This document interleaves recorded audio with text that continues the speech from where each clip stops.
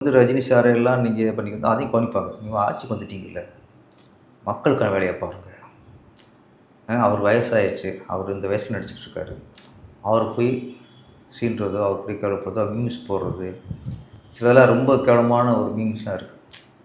இதெல்லாம் நீங்கள் அவங்க ரசிகர்கள் ரசிப்பாங்க, ரஜினியை பிடிக்காதவங்க ரசிப்பாங்க.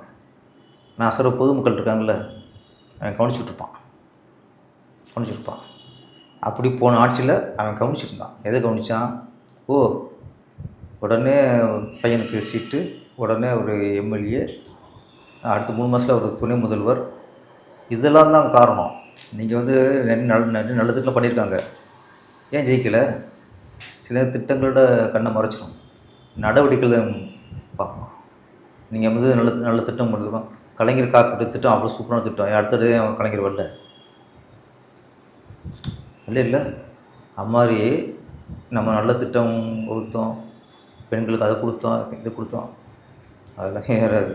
உங்கள் நடவடிக்கை செயல்பாடுகளை பார்த்துட்டு இருப்பான், உங்கள் பேச்சை கவனிப்பான், யார் திமுறா பேசுகிறா அதெல்லாம் கவனிப்பான். அப்போ நம்ம பொதுமக்கள் நம்முடைய செயல்பாடுகளையும் நம்முடைய பேச்சுக்களையும் கவனிச்சிட்டே இருப்பான். எங்கேயாவது ஆணவத்தில் பேசணும்னா அவன் மைண்டில் வச்சுருவான். நம்ம திமுறா பேசணும்னாலும் அவன் மைண்டில் வச்சுருவான். அவன் பேசவே மாட்டான், எங்கே பேசுவான்? அது எலெக்ஷன் வருதுல்ல, அப்போ பேசுவான்.